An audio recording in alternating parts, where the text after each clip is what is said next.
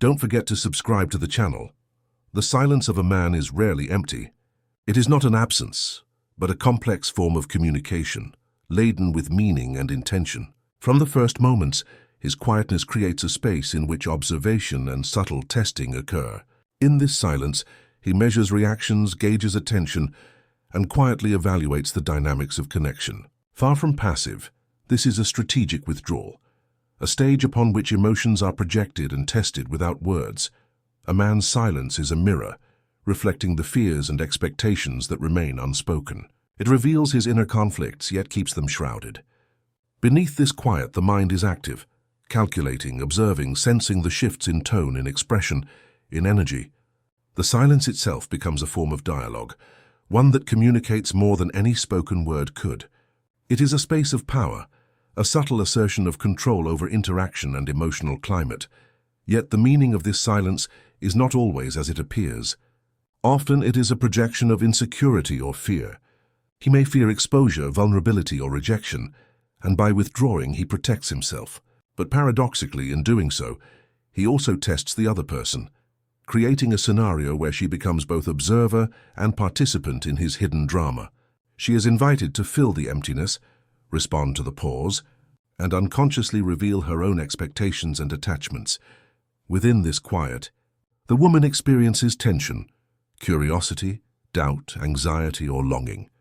Each reaction is noted consciously or unconsciously by him. The silence transforms into a subtle psychological game, where absence speaks loudly, and the unspoken becomes a message of both challenge and opportunity. In this delicate tension, the stage is set not for manipulation alone, but for self-reflection, learning, and the eventual emergence of autonomy. Ultimately, the silence is not just about him, it is a mirror for her, reflecting not his intentions alone, but the dynamics she brings to the relationship. It challenges her to observe herself, to discern her own emotional patterns, and to recognize the unconscious dance of influence. As this first act of quiet unfolds, it establishes a foundation for deeper understanding. The silence is a signal, a test, and a doorway, inviting her to move from reaction toward awareness and to explore the power that lies within her own presence. To understand the meaning of a man's silence, one must look beyond words and gestures into the inner workings of his psyche. Carl Jung's concepts of the persona and the shadow provide a lens through which this behavior can be seen with clarity. The persona, the face he presents to the world, is carefully curated, projecting confidence, control, and composure. But beneath it lies the shadow, the hidden fears, insecurities, and unacknowledged desires that he may not even fully recognize. When a man withdraws into silence, he creates a private space to reconcile these two aspects of himself. Distance becomes a tool for reflection, a buffer that allows him to examine the reality of the relationship without the constant pressure of performance. Observing without speaking, he confronts subtle truths about his own needs and limitations. The silence, then, is not simply an act of evasion, it is a strategic self-examination, a quiet arena where ego and shadow engage in a hidden dialogue. This period of observation also serves as a subtle test of the other person. He watches reactions carefully, how she responds to uncertainty, how she navigates absence, and whether she projects expectations or attachments onto the space he leaves behind. Every glance, every message, every pause becomes a point of reference. The man is simultaneously learning about himself and assessing the dynamics of influence, creating a nuanced map of emotional interplay. Understanding this helps decode the paradox of silence. It is both protective and revealing. While it shields his vulnerabilities, it also exposes them indirectly. The observer becomes aware of their own patterns, often without realizing it through the mirror he creates. His silence challenges the woman to confront her own attachments and triggers, prompting self-reflection and deeper insight into her emotional responses. In this quiet space, the relationship subtly shifts. Power is measured not through words but through attention, restraint, and presence or absence. The man is neither fully in control nor entirely passive. He is navigating an internal negotiation while simultaneously inviting her to observe, reflect, and respond. The psychology behind this behavior reveals that silence is rarely a random or aimless act. It is a calculated interplay of inner work and outer effect, a blend of self-confrontation and relational testing that, if perceived consciously, offers the opportunity for growth and greater emotional clarity for both parties. As this internal stage is set, the next chapter will explore how this dynamic evolves into a more explicit dance of power, highlighting the subtle ways ego asserts itself through withdrawal and observation. Silence is more than a pause. It is a strategic tool in the subtle play of power between two people. For many men, the withdrawal from communication is not simply about reflection. It is a way to assert dominance, test boundaries, and reinforce the ego. The ego, that intricate part of the psyche concerned with self-importance and validation, thrives on recognition. Silence in this context becomes a measure of influence. How much attention is he able to command without saying a word? When a man steps back, he watches carefully. Every reaction, from anxiety to curiosity, becomes a signal, a form of feedback that either feeds or frustrates his sense of control. The woman's response, or lack thereof, determines the success of his unspoken strategy. If she demonstrates dependence, if she reacts with worry or attempts to fill the silence, it subtly reinforces his sense of importance. Conversely, indifference or composure may challenge his authority, shaking the carefully constructed image he projects to the world. The power game is rarely conscious. Often it emerges from patterns shaped early in life, the need for validation, the fear of rejection, or the desire to assert dominance in relational dynamics. Silence in this sense is a non-verbal negotiation, a way to manage tension, observe boundaries, and assert psychological influence without overt confrontation. It is a dance between presence and absence, an indirect language that communicates status, expectation, and control. Yet the ego's hunger can blind him. In his focus on how she reacts, he risks projecting his own insecurities onto her. Each subtle cue is interpreted as evidence of compliance or resistance, feeding the ego's narrative and often distorting the reality of her intentions. The silent game thus becomes a mirror for both participants. He sees his need for recognition. She sees her patterns of response and attachment. This chapter underscores that silence is never neutral. It is both a shield and a weapon, a test and a reflection. It challenges the other person to navigate uncertainty, while simultaneously revealing the internal landscape of the man who withdraws. The dance of ego and silence sets the stage for the next crucial development, the moment when projection meets reality and the carefully constructed power dynamics begin to shift. In the next chapter, we will explore the collapse of projection, where the subtle strategies of control face their first true test, and the balance of power begins to tilt in unexpected ways. Every carefully constructed strategy eventually meets reality.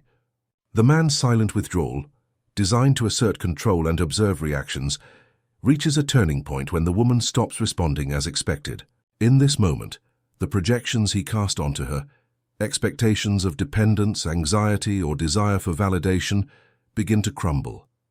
The imagined image of her needing him, reacting predictably to his absence, collapses under the weight of her independence.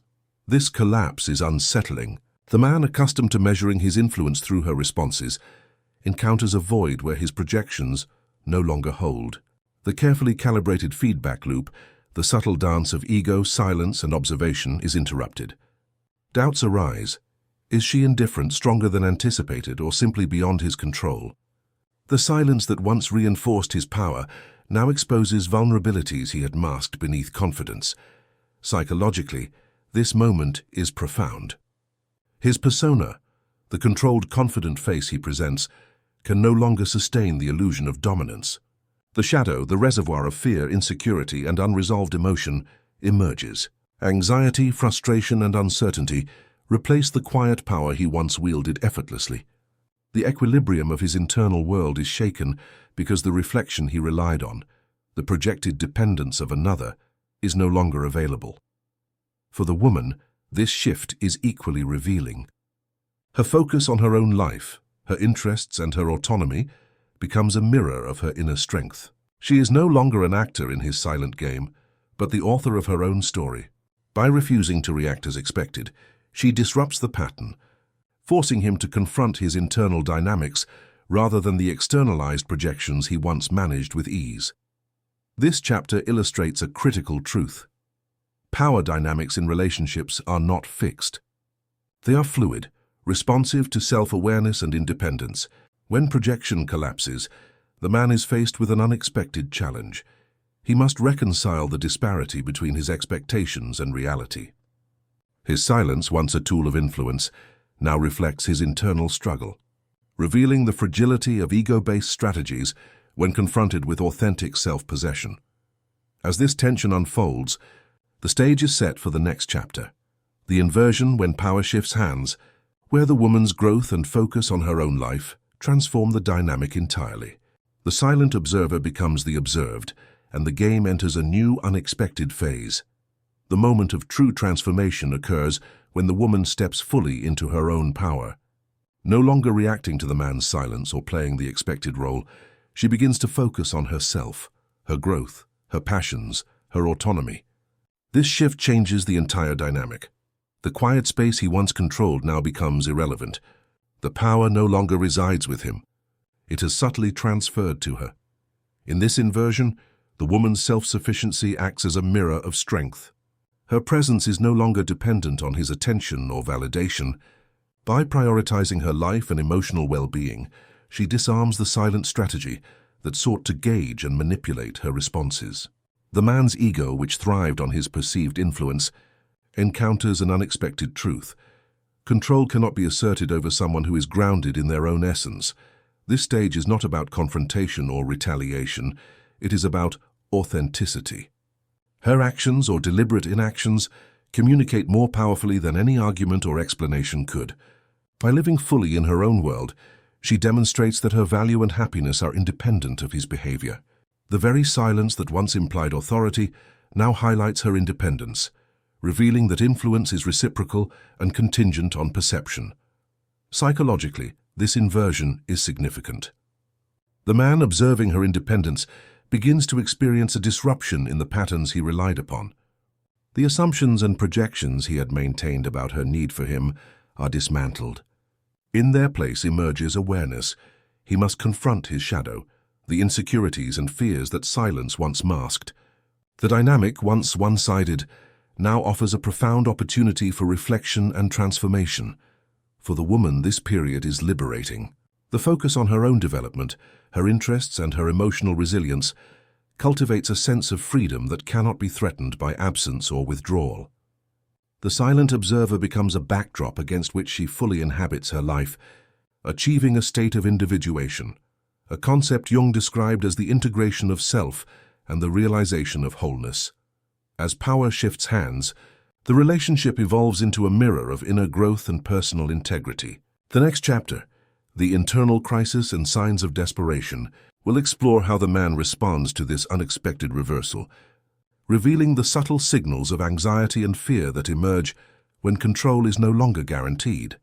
As the woman embraces her autonomy and life continues independent of his silent strategies, the man often enters a state of internal crisis. The balance he once maintained, the quiet observation, the subtle assertion of ego begins to unravel. In his mind, the predictable patterns of influence no longer exist. The projected control he relied upon has dissipated, leaving a void filled with uncertainty and anxiety. This crisis is subtle but unmistakable. He may begin to send small calculated signals, a like on a social post, a neutral message, or seemingly casual gestures intended to test boundaries. These actions are rarely random. They are probes, attempts to measure whether he still holds any influence, whether his presence or absence still matters. Each action reflects not genuine connection, but the projection of inner turmoil, a desperate search for reassurance that his importance has not been diminished. Psychologically, this behavior reveals the fragility of ego-based strategies. The man, confronted with the woman's independence, experiences a clash between his persona, the confident, controlled facade, and his shadow where fears of irrelevance, rejection and inadequacy dwell. The silence that once empowered him now amplifies his vulnerabilities, forcing him to confront internal discomfort he may have long avoided. For the woman, recognizing these signs is crucial. They are not indicators of reconciliation or renewed affection, but mirrors of his internal state. Understanding that these actions stem from desperation rather than intention, allows her to maintain clarity, composure, and boundaries. Her independence remains her strongest response. The more anchored she is in her own growth, the less these gestures hold sway, highlighting the shift in relational dynamics that she has cultivated. This chapter underscores a powerful truth. When the ego-driven game of silence and observation meets authentic self-possession, the outcomes are revealing. The man's internal crisis exposes the psychological structures that once guided his behavior, while simultaneously offering the woman a profound lesson in emotional resilience and discernment. As the narrative unfolds, the next chapter, The Two Paths, Flight or Transformation, will explore the crucial choices that emerge from this crisis, whether he retreats to protect his ego or confronts his shadow and begins a path toward genuine growth. Faced with the woman's newfound independence and the collapse of his silent strategy, the man reaches a critical crossroads. The internal crisis sparked by her autonomy presents two distinct paths: retreat or transformation. Each choice carries profound implications, both for his personal growth and for the dynamics of the relationship. The first path, flight, is often the easier route. To protect his ego and avoid confronting uncomfortable truths, he may seek distractions elsewhere, other relationships, work, or activities that offer validation without introspection. By fleeing, he preserves a sense of self-importance, but at the cost of self-awareness. His shadow remains unexamined, and the patterns that drove the silent power games persist, ready to repeat in the next relationship or encounter. Flight provides temporary relief but no lasting evolution. The second path, transformation, demands courage. Here he confronts his own shadow, the fears, insecurities, and unresolved emotions that his silence once concealed. Facing these truths requires humility and introspection. It involves acknowledging the fragility of the ego and the limitations of control-based strategies. Transformation is neither swift nor comfortable. It is a deliberate process of self-examination, acceptance, and growth. Through this journey, he learns to relate authentically, to communicate openly, and to engage without projecting unmet needs or fear onto others. Psychologically, this juncture is pivotal. The silent games that once shaped interactions dissolve when confronted with genuine self-reflection. By choosing transformation, he moves beyond ego-driven manipulation, cultivating emotional maturity and a capacity for relational authenticity. He begins to understand that true connection arises not from control, but from presence, empathy, and mutual respect. For the woman, this stage is equally enlightening. Observing his choice, whether he retreats or transforms, offers insight into the depth of his character and the potential for authentic partnership. Her own independence remains the catalyst for this revelation, demonstrating the power of self-possession as both shield and mirror. This chapter highlights the delicate balance between choice and consequence. The man's response to the disruption of his ego-driven games determines the future trajectory of both his personal growth and the relational dynamic. The next chapter, Encountering One's True Essence, will reveal how the woman's unwavering authenticity ultimately serves as a mirror for both parties, concluding the journey of reflection, individuation, and empowerment. The journey culminates in a profound revelation. The true strength of the woman lies in her authenticity and self-possession. By embracing her own life, her passions, and her emotional independence, she has navigated the silent games and power plays with grace and clarity. Her strength is not defined by the man's attention or absence, but by her unwavering commitment to herself. In this final stage, the man's silence transforms into a mirror. What was once a tool for observation and control now reflects deeper truths: his fears, his insecurities, and the patterns that governed his relational strategies. The quiet exposes both his vulnerabilities and the possibility of growth. For those willing to face themselves, silence becomes not a weapon but a catalyst for introspection, inviting confrontation with the shadow and the opportunity for genuine transformation. For the woman, this encounter underscores an essential principle. Relationships are most authentic when free from manipulation, projection, and ego-driven games. By maintaining her composure and continuing her life with purpose, she exemplifies the Jungian concept of individuation, the integration of self, and the realization of inner wholeness. Her journey is independent of his choices, demonstrating that personal growth cannot be contingent on the behavior or approval of another. Psychologically, the interplay of silence and response has served as a powerful teacher. The woman has learned to observe herself and the dynamics around her, cultivating discernment, resilience, and emotional clarity. The man, if willing to confront his internal landscape, encounters the opportunity for transformation, an understanding that connection arises from authenticity rather than control. Ultimately, silence ceases to be a source of tension or confusion. It becomes a mirror reflecting truths that words cannot convey. The man's quietness, once a symbol of power, now illuminates the lessons embedded in patience, self-awareness, and independence. Relationships, when stripped of games and projection, can evolve into genuine partnerships rooted in mutual respect and authenticity. The final lesson is clear. The woman's life, her growth, and her self-worth continue unabated. Regardless of the man's choices, her journey is complete in its own right, a testament to the power of self-possession and the depth of inner strength. In this space, silence is no longer a weapon but a guide, revealing, teaching, and ultimately affirming the value of living fully and authentically.